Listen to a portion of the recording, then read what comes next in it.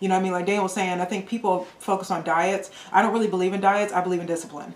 You know, being on the other side of things, because, you know, there was a time I wasn't this weight. So being on the other side, it's like a hidden like blessing, because there's very few times in this life you're able to actually walk in someone else's shoes.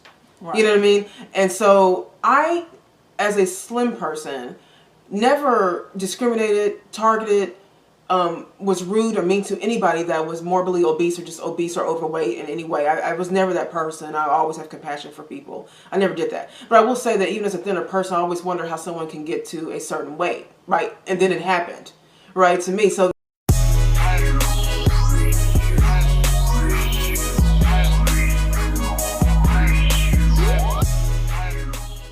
Kara's torso is longer than mine's, and I have a short torso. So sometimes when we sit down, I look like a little person though. You know what I mean? Like, you're gonna make people think Kara's got a long torso and these little tiny legs. No, that's what I'm saying. It's not like Kara, 5'3". Yeah, Kara's petite. See, Kara's petite. It's so funny when people think that you're taller than me, because that thought of you being taller than me is just so weird. But I'm not tall, but I'm 5'6".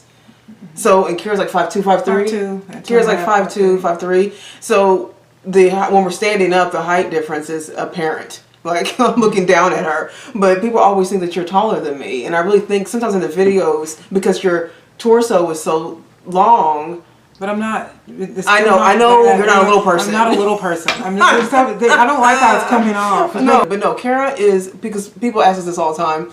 It's a common question. Who's taller? I'm taller. I'm 5'6". Kara's about 5'2", 5'3". All right, so I'm gonna read an email we got. There's a newer subscriber. He says, constructive criticism here. Hope this isn't too offensive. You two speak on men and women's issues and mental and emotional health, but you never speak on physical health. I noticed the lighter complected sister, I think is Kara. She is a normal weight, but the other one, Danielle, me, is obviously overweight, which is unhealthy, and to men is unattractive as well. My questions are, have you always struggled with weight? Do you work out? Does this affect the way men look at you? A lot of questions. Also, what are both of your thoughts on these mukbang channels and this whole body positive movement? Again, I really hope you aren't offended by this. I just think it's important to talk about all health, which includes physical health as well. And where's it at? His name is Tony. He's from Baltimore. Tony from Baltimore.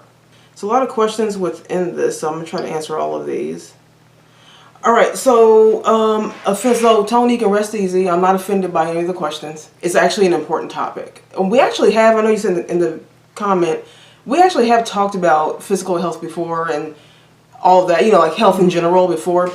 But we have kind of talked about that, so we're not kind of like skirting putting it under the rug or anything. But when emails come in, we just answer them as they go, and no one's talked about that yet. No one's brought that up yet, so we're just answering as they go. But you brought it up, so let's talk about it. You guys only see us usually from the waist up, so we're just talking to you guys. I'll put a picture of myself somewhere in here so you guys can see a full body. So he asks, have I always struggled with weight?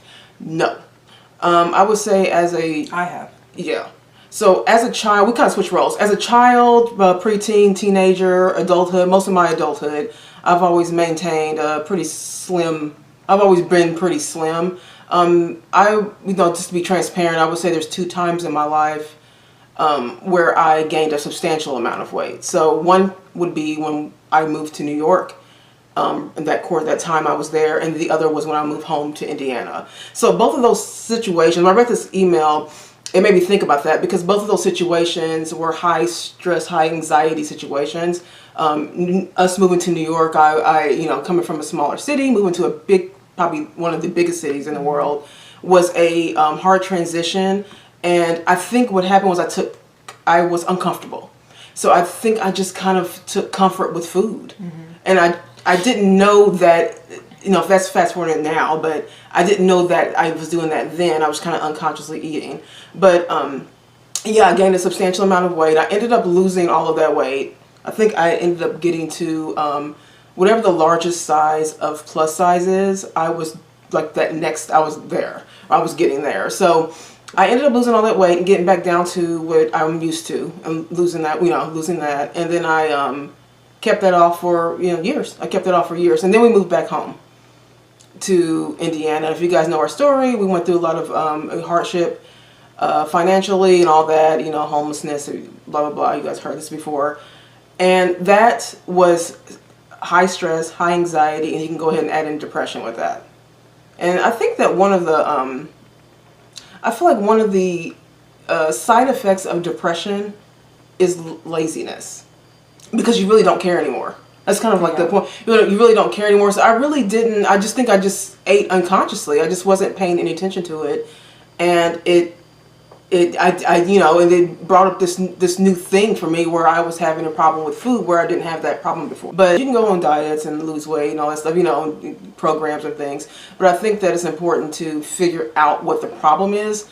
That way you can now, you know, fix an issue. So I did that, and I was able to pinpoint the fact that I was just anxiety, you know, and stress and stuff like that. So I have never had that issue before, and so when it occurred, it's just something that, you know, I've been able to tackle and everything. But yeah, but Kara, like I think we switch roles. No, it really is. It's like, actually, I think that I used to, when I was younger, I always was heavier, and I always had to work out. When I was younger, when we were younger, I used to be jealous of Danielle because she could sit there and eat Doritos while I did Tybo. You know what I mean? And I could never do that. And so I used to be so jealous of people like that because she was just in good shape. That was your body. You know what I mean? But I always had to work for every pound down. And that is now. You know what I mean? And as I've gotten older, especially like after I came home, see, when I came home, I really learned how to discipline myself. Not just with food, though, with money. See, I realized that a lot of my areas in my life were out of control. Right. Money, food, men, you know what I mean? And so once you get a hold of one thing, you realize that it's the habits that we kind of don't let go of and create new habits. Right. But now I look at me having to work out hard because I think I actually think it's easier for me than maybe Danielle, because Danielle has to retrain because you were always thin no matter what you ate. Where now it's not a new condition for me. You just your mind just so my mind is you know always what to do. right. So for me, when I work out because I understand that if I don't work out, then that has always been my problem. If I eat too much, if I if I don't get enough physical activity versus calories in, calories out, like I know that for me. So that's no new condition. For a lot of women, when that like my mom was like that too. She was really, really thin. You know what I mean? And then, you know, she herself, she was like, I put on weight. She was like, because she used to smoke and all that. Well, for those people who have that problem, it is a new condition for them, and it's harder because now they have to eat right, because it's just what it is. For me, like I said, it's never been no new condition to me, so I've kind of had to deal with this my whole life. So I think it's actually easier for me sometimes because I actually always know that about myself. That is that's in my subconscious. Like I know that if I eat too much of something, I'm going to see it. You know what I mean? And also, like again, I'm shorter than Danielle, so when Danielle puts on weight, she's taller, and actually, I think women when they're a little taller, they can hold weight differently than when you're petite. And I actually do not like to be, you know, way overweight, short and big, you know, because then you look like a box. Right. No, 100%. You don't feel pretty. You know what I mean? Exactly. So I'm always, you know, conscious of myself all the time. So I mean, I don't know if that makes that makes sense. That makes sense. I can't really speak for other women because I think every woman battles weight differently. We all know that men want, well, not all men either. Some men want, you know what I mean? You know what's interesting is that, because I was thinking about this, because, you know, this even came up only because I think that there are subjects that people just don't want to talk about, and this is not unlike any other subject we've ever had. And we're always going to be transparent and tell, you know, what our feelings are on things.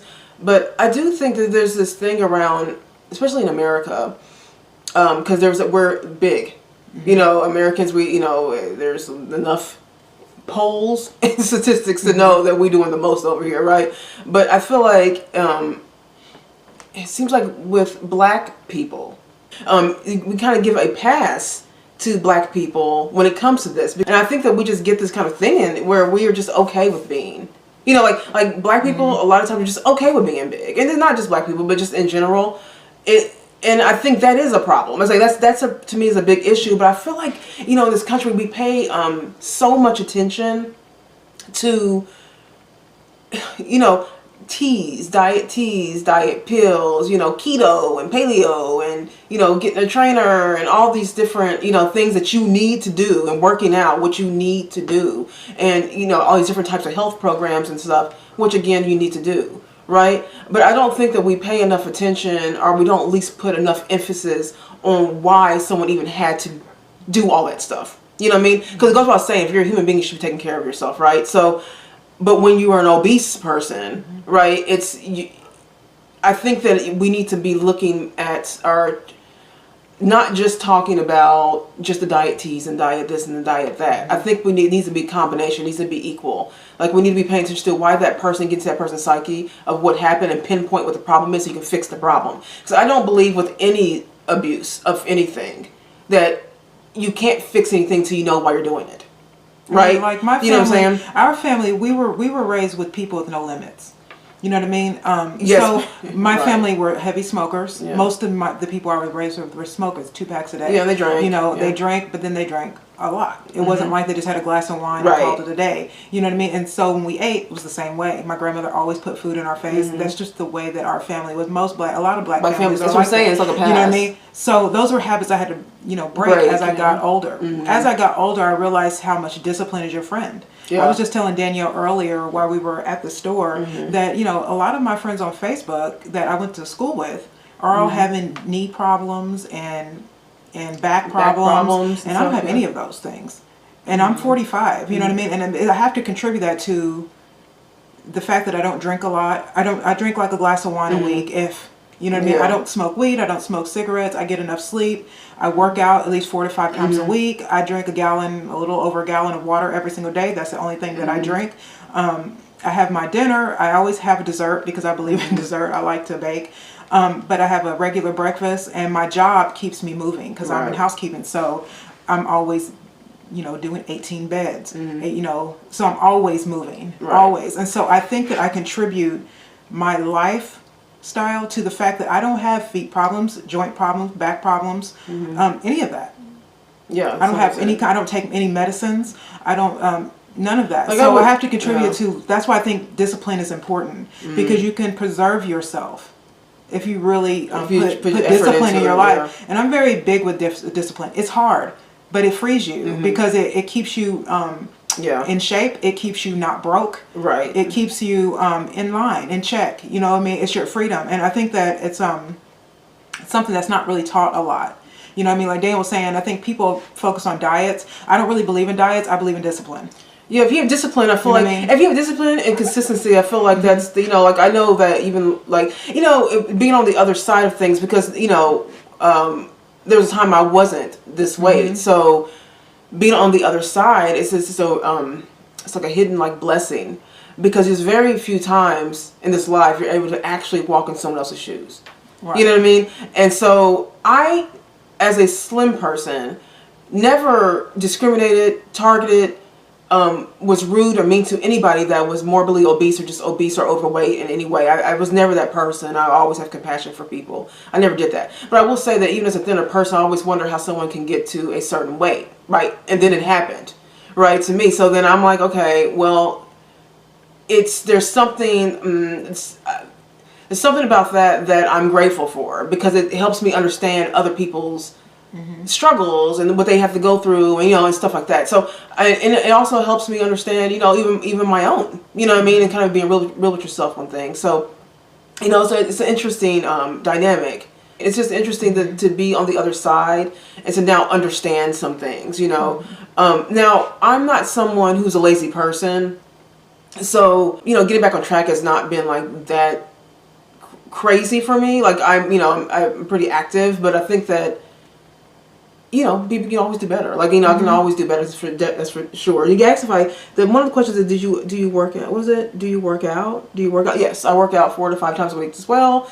And no BS workouts, y'all. I see sometimes people be doing these workouts and their makeup and hair still looks exactly the same as when they started. I'm like, how y'all do that? I don't understand it. So I do, you know, high intensity workouts. I weight lift and all of that too. So, you know, and like Kara, I drink a lot of water and all that stuff. So all that's really, really important to me. And I think that we don't pay enough attention to, I feel like this subject is one of those subjects that is such a pass for Black people, and I feel like we got to stop that, because the obesity and the diabetes in our community is just skyrocketed. It's like at an all-time high, and kids are now obese and overweight. You know, so I mean, I think when you get to the age of 40, it's always, I think everybody always looks at their lifestyle. Because, things happen to you when you hit 40 that didn't happen to you when you hit 20 and 30. Yeah. I mean, like I said, I have a lot of friends that, they have joint problems. Yeah. And they have, feet problems, back problems, headaches, and a lot of that's contributed to lifestyle. Like, you know what I mean? It has nothing, you know what I mean? Like, a lot of it has to deal with the people who aren't happy, and people who are in their 40s and still partying like they're 25, people who aren't getting enough sleep, and then people who just aren't happy, because all of that contributes to how you eat. Right. And then also what you eat contributes to how you think. Right. So the type of food you eat will contribute on how you think all day. You know what I mean? And so when I work out, my main purpose of working out is to always feel as though I've done something for myself. So although I want to attract men, I'm not going to sit there and say I don't want to be attractive for men. Most of it is because I want to preserve myself even when I get married. I never want to be unattractive to my husband. So I want to preserve myself. I was just telling Danielle the other day that, when we were talking about skin, you know what I mean? Like, that I've had, people say, oh, your skin looks really good. What do you do? What do you put on it? I'm like, it's really not what I put on it. It's what I put in myself. You know what I mean? And when you do drink a lot of water and you do get enough sleep and you're not tired or frustrated all the time and you're eating healthy and you're working out, those all contribute to lifestyle. Then it's creams and toners and all of those things you put on your face. So yeah, for me, it's always it has to be the outside. It has to be the inside out, because the instant you only think that everything's the outside in, you will mess up. And I think about when I'm talking about working out. Working out is like a vital thing that I have to do, and it's not necessarily just because of physical health. Because that's the side effect of it, right? That's the good result you get from working out. But working out is that one time of my day for that hour where it's almost spiritual for me, because you have to go to a certain place when you're trying to push yourself and do certain exercises. But it is like one of those moments in your day, where you are literally doing 100% self-care at its rawest. Right? There's nothing better than, there's nothing more real than mental health than physical health. I mean, like when you are in there working out, so working out is very an important thing, and it's an important part of my routine. So, you ask me, like, yeah, I do work out. It's important to me. About body positive, that comment about, he was saying, how do I feel about body positive? So I think we're talking about things like what happened with Lizzo. Because Lizzo is an overweight woman that became famous for just not caring about being overweight, right? That's the whole point of her. Like, that was not the whole point of her, but that was the big discussion, because Jillian Michaels had a comment on us just accepting women at that size. I think Joe Rogan even said that we shouldn't be celebrating women on the cover of magazines that are that size. That was really controversial, because, in a feminist sort of state that we're all in right now, feminists just want us to accept women as they are. Yeah. You know what I mean? So that can do two things. That can make you feel good enough to work out, or it can make you think you don't have to at all. Yeah. You know what I mean? With that thing, because I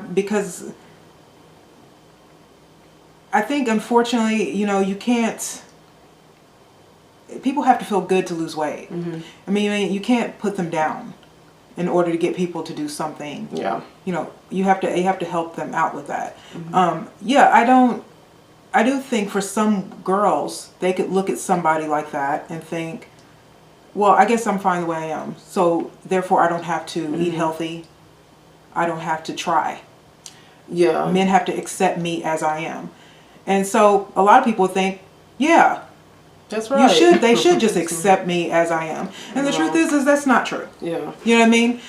Because if who you are is lazy, and who you are is, because see, I always think there are people who are plus size and there are people who are just sloppy. People just don't care. You know what I mean? And if that's who you are, you just don't care. Yeah. Well, then why is someone supposed to just Right. like that? You know what I mean? It's just like for men. Women, I just come here, I don't want to do anything, I don't want to be anything, so just accept me as I am. Most women are going to say no. Yeah. You know what I mean? So I think that is a bit unfair. But that topic is really tough for me because on some level I see what they're trying to do. They're trying to say women are beautiful at all sizes. Well, but on the other hand, it turns off. It takes a turn, and it's like, oh, but then so that means that you don't have to do anything about your weight.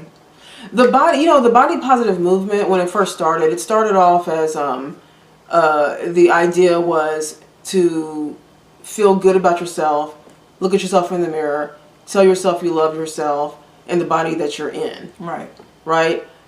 That you love yourself. But the second part is where everyone's forgetting. The body that you're in, but love yourself enough to change it for your health. That was the idea, was love yourself no matter what size you're at. I don't care if you're 600 pounds right now. Love yourself anyways, because you're going to need that love to get through what's about to happen, which is going to be your transformation, right? So that was the healthy, normal, body positive movement started with that. And then it got hijacked from mostly women who are overweight and don't want to lose weight and don't want to do the effort of what it takes to lose weight. Now, I'm a plus size woman saying this, so it's not like I'm some skinny girl saying this. That is an awful way to live. You can't gain a monumental amount of weight and then try to push that off as healthy because I feel good about myself. And I just would venture to say that people who are massively overweight do not feel good about themselves. Even if they say they do, they don't feel good about themselves. Okay, it's just they're trying to get through. And I feel like that's not healthy mentally to sit there and say, when you know that you're overweight, to say, oh no, but I'm fine with the skin that I'm in. No, you missed the next part of that movement. The next part was, right, now what are you gonna do to change it? Because if you are eating yourself into a stupor and you're gaining weight, you don't love yourself. If you're allowing yourself, your body, your vitals inside, outside, forget about vanity right now. Just talking about just what's going on in your organs inside.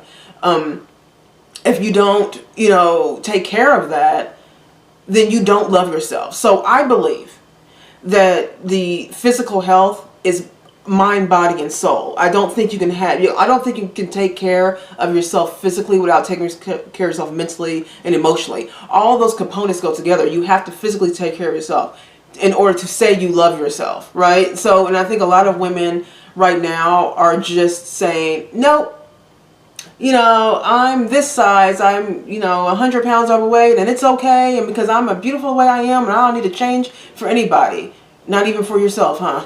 It's like, no. When I was in New York, I actually had a eating disorder a bit. I went from a time where I didn't eat for months. Yeah.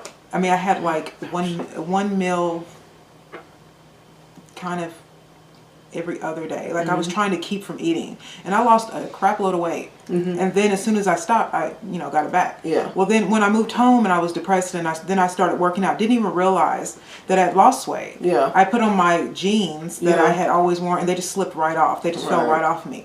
So Danielle actually went away. She went out of town, and so I pulled out my luggage of my old clothes when I was having my anorexic moment. You know what I mean? And I put those clothes on, and they fit.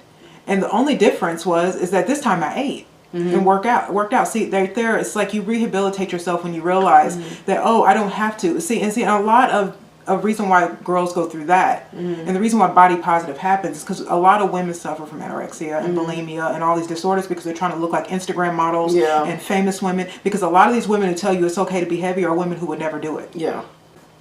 So that's where it all gets kind of messed up, because you want people to be healthy. But heart disease and it's real, man. Heart disease and diabetes is huge in the Black community because everything we have is fat and sodium. I don't eat fast food because we both cook. I don't really want to eat fast food. I'd rather know what's going in my food. Yeah, Kara and I don't eat. So Kara and I don't eat fast food. If we like if there's something we like that's fast food, we make it.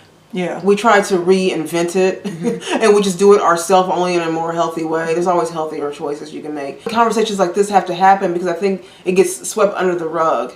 You know, because it seems like the way society's looking at it now is that it's okay, you know, to be, you know, 200, 300 pounds. Like, it's okay to be that. And I'm not okay with that. You know, I don't think that that's good at all. I think it's important for you to take care of your health. And what do you say, does it affect the way men look at me? Oh, I'm sure it does. Does it affect the way men look at me, my weight?